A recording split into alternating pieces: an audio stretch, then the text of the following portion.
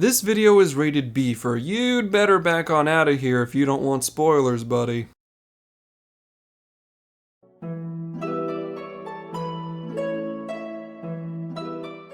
Good day, my friends. If you're here for today's discussion, I assume you were excited to partake in our previous talk regarding the history and culture of the Ancients. If you've not sat in on that lecture yet, I would certainly recommend taking the time to do so first, as much of what we talk about today will be informed by that previous discussion. That is to say, my friends, today is the day we discuss the many different branches and facets of ancient society, and how each of them were represented by one of 14 different seats of authority. Indeed, let us come together to discuss the oversight and guidance of the Convocation 14. We'll start by defining who they were. The Convocation 14 was a group of 14 ancients who were considered the masters of their respective fields. Each seat specialized in something different, and every Convocation member was not only recognized as an authority on said topics, but they were expected to make important judgment calls for everyone within ancient society. Of course, this came with immense amounts of responsibility and authority, and today we'll cover as to why. So, let's move on by discussing how someone becomes a Convocation member and what that means to the person who assumes the role. Becoming a member of the Convocation 14 is remarkably simple, but it's also tough. That is to say, every member of this committee is elected, meaning that they were voted into that position for one reason or another. This is tricky, as all ancients would be considered remarkable by most civilizations.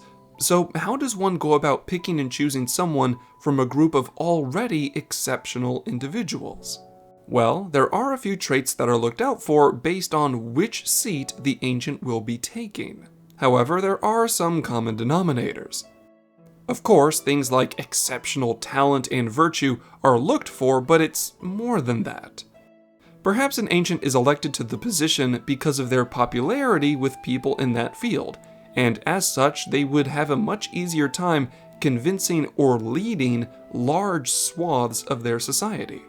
Maybe their election has nothing to do with popularity, but the ancient in question is so knowledgeable and talented that it would be foolish not to have them making important calls.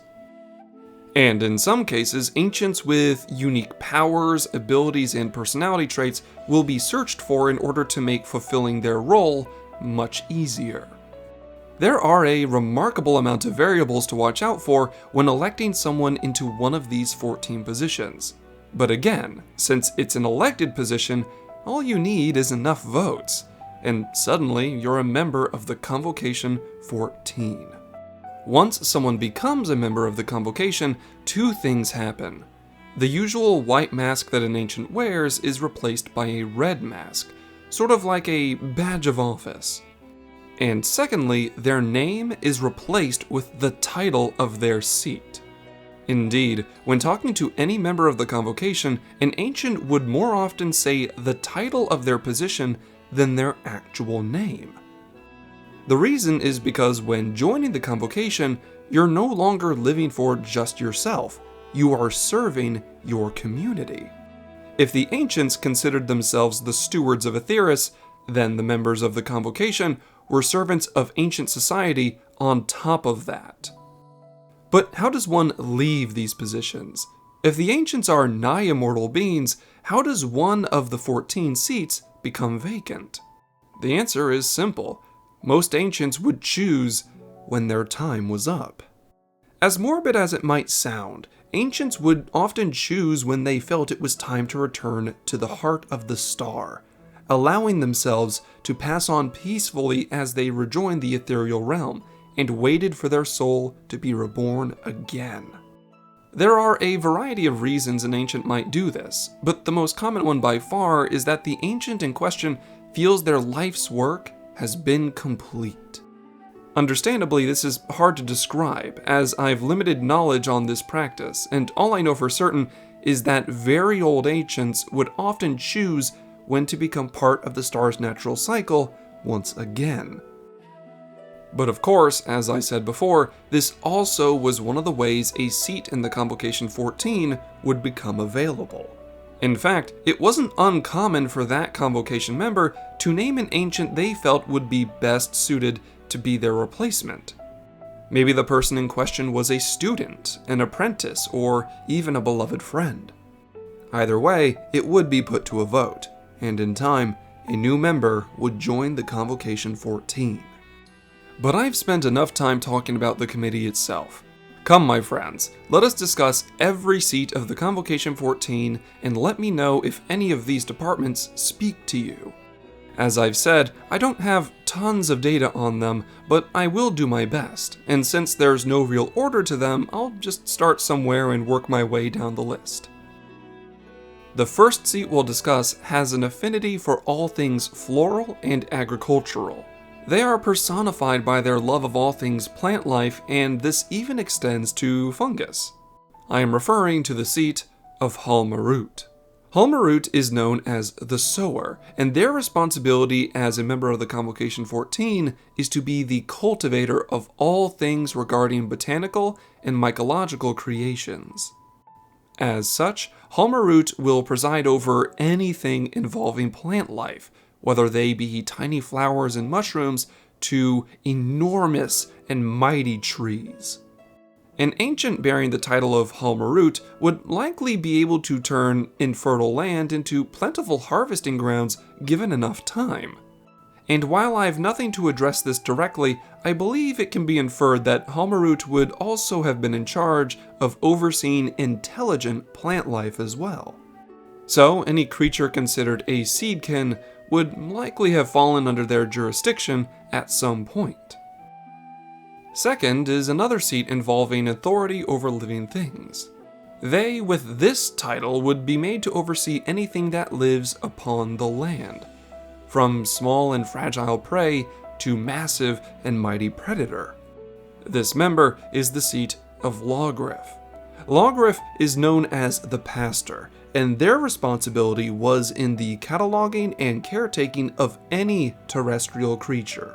If it walked upon the land or flew within the sky, Lawgriff likely knew of it. Entire ecosystems are often held in check by what is living within them, so it was important to keep detailed records of such creatures. Any kind of beastkin, cloudkin, or vilekin would likely have been their responsibility.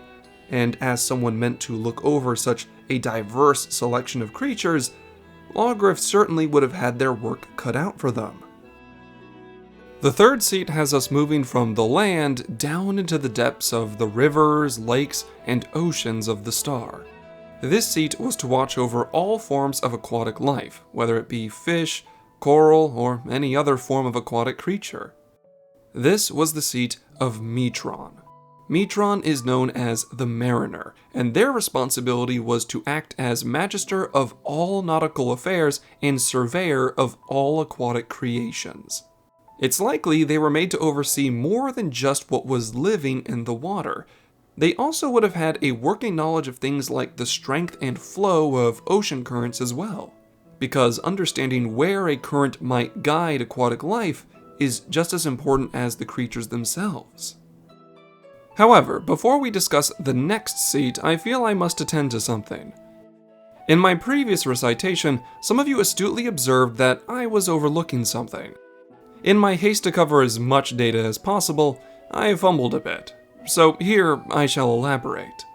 Previously, I spoke on how ancients could perceive ether much better than most races, meaning things like souls were easier to spot without aid. In truth, it's a bit more complicated than that.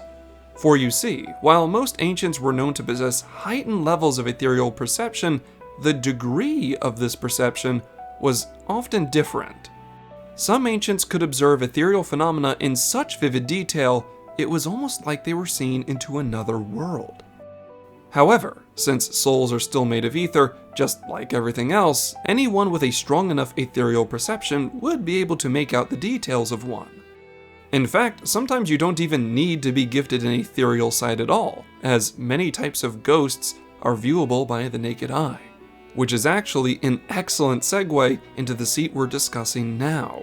because those few ancients blessed with the rare ability of enhanced ethereal perception would benefit if they were made to take the seat of Emet Selch.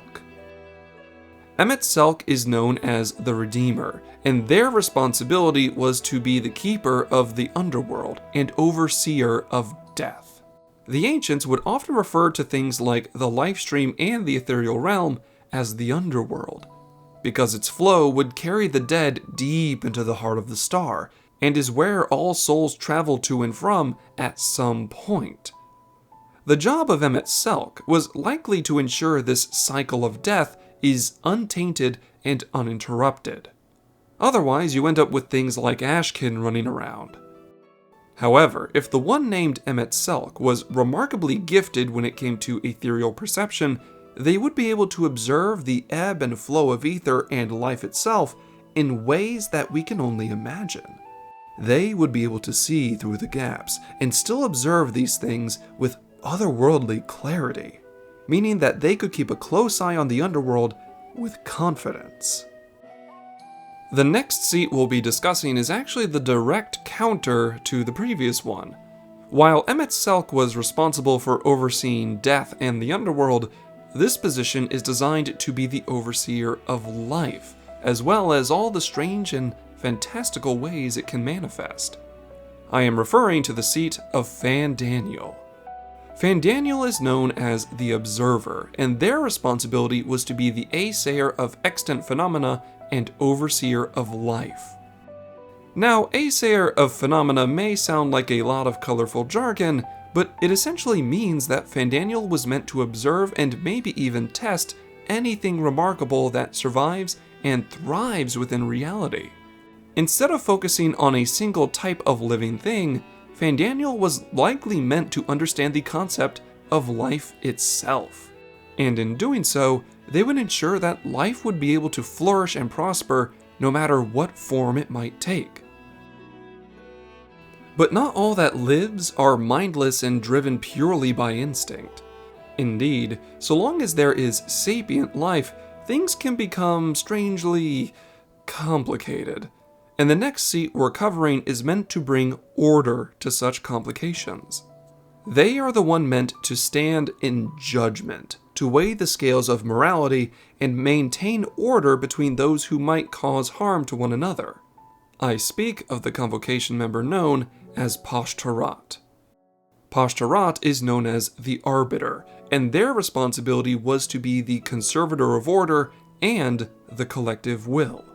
To be Pashtarat was likely to stand as judge and become a person of authority whenever disputes became more than polite disagreements.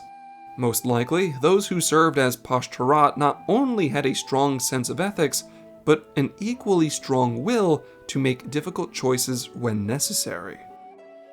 Moving on, we come to a more relaxed position, because not all ancients used their time and boundless power to create life and stand as demigods over mortal creatures. There were ancients who believed in the finer things, such as music, literature, and the wide variety in ways that art can manifest. To observe and be appreciative of such things was to take the seat of Ultima. Ultima is known as the composer, and their responsibility was to be the advocate of aesthetics and the myriad arts. Art and aesthetics both can define an entire civilization just as much as their heritage and rules. So Ultima's seat was more important than one might assume at first glance. Not only can art be a method of self-expression, but it can also be a way of keeping history and understanding the perspective of different civilizations. To be Ultima was likely to understand countless aesthetics in a way that even the average artist might never truly appreciate. And yet, not all existence is relaxing with a good book or listening to a comforting song. To live is to struggle for your place within reality.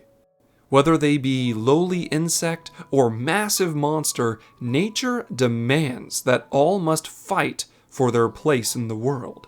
Which brings us to the seat meant to understand this concept better than anyone, Nabrialis. Nabrialis is known as the Contender, and their responsibility was to be the martial champion and refiner of techniques. To be Nabrialis was likely to be someone who not only understood combat, but they may have known how to wield ancient magics to be their most lethal and overwhelming. Who knows, those who sat as Nabrialis might have even reveled in the chance to fight a worthy opponent. Understandably, almost every culture needs to know how to fight for themselves at some point in their existence. But what do you do when words are meant to be your weapon? If a cutting phrase or clever remark were the most dangerous of tools, then the seat of Eorzea would be something to keep an eye on. Eorzea is known as the rhetorician, and their responsibility was to be the auditor of debate and collector of knowledge. If there was any pastime that the ancients enjoyed, it was a healthy debate. If there was ever something that an ancient took issue with, or felt that there was an opinion or perspective that needed to be heard, then they would likely have entered into the Hall of Rhetoric, and Eorzea themselves might sit in audience. To be a master of rhetoric is to be calm, collected, and above all, persuasive. Eorzea was likely not one to raise their voice and shout that someone is incorrect, instead choosing to dismantle their opponent's position and opinion with nothing but comprehensive data and a clever wit. In fact, it's been observed that some ancients would often record and hold on to any passionate or eye-opening debates. The collection of such knowledge would have been within Eorzea's domain, and would certainly have been the one to keep such knowledge safe. Not only for the ancients themselves, but so that others might learn and gain new perspectives. Following up, we have the seat most well known for uncovering the true potential of an ancient's power. Ever since creation magic became a focal point of their culture, it only stands to reason that a seat would be created to embody that power. I speak of the one who was called Lodestone. Lodestone is known as the creator, and their responsibility was to be the authority on creation principles and phantomology.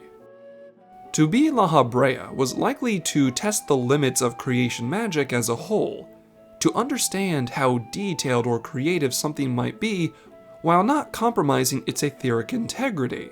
These things would be living constructs like arcane entities, but objects as well. However, Lodestone didn't just create things, they observed other creations as well. In fact, some of the more dangerous things created by the ancients were kept in containment and learned from instead of outright destroyed, because knowing what went wrong would help in educating other ancients at a later date. And who knows, maybe instead of abandoning an idea, something better might come from understanding it. Next, we shall discuss a seat that was famous for its understanding of more than just magic, because they understood the importance of material and what it could create were just as important. I speak of the seat known as Dudelephon. Dudelephon is known as the innovator, and their responsibility was to be the appraiser of architecture and patron of invention. Dudelephon was likely a craftsman above all else, as their seat involves everything that could embody a small yet helpful device to something as massive and ornate as a building. The ancients' creation magic was powerful for sure, and could create almost anything. But beyond that, understanding how something works is just as important, if not more so. Because if one is left in a position without magic, then mayhaps technology and invention will be more than happy to pick up the slack. And yet, what good are material items and tools without a strong hand to hold them? To use an invention most efficiently, one must be well. Bringing us to the caretaker of the Convocation, the seat of Eorzea. Eorzea is known as the Mender, and their responsibility was to be the curator of medicinal and therapeutic practices. Eorzea was more than likely a healer of great respect and authority with every iteration. The entire reason that ancient society didn't suffer from illness and other physical maladies was more than likely because of this seat. Things like widespread disease would have had a hard time quickening with a demigod-like entity dedicated to studying it. But it appears that, to the ancients, it's not enough to be physically healthy, as things like stress, anxiety, and even doubt can wound a mind just as harshly as a blade across the body. For example, at the research center of Elpis, there's a location called the Morning Dew, where no projects are allowed to be performed. Instead, it's a spot where ancients might relax, decompress, organize their thoughts, or just be with one another. Such locations were likely all over ancient civilization, encouraging their people to take time and cast off their emotional burdens. And I, for one, would not be surprised if similar places were created and overseen by the followers of Emeroloth, as they were always there to alleviate pain. Lastly, my friends, we come down to the final two seats of the Convocation 14. I saved them for last because they're certainly the most unique of all the positions. And without further ado, I begin by addressing they who sit as nothing. Elidibus. Elidibus is known as the Emissary, and their responsibility was to be the adjudicator of the Convocation 14. To be Elidibus was to no longer be you. To be Elidibus is to be completely unbiased. By taking this position, they essentially commit ego death, as they now live to be a voice for others instead of themselves. And the reason for this is because they stand as the only one that might manage and preside over the entire Convocation. To become Elidibus is to become the voice of the Convocation, the voice of ancient society. And as such, they can no longer live for just themselves.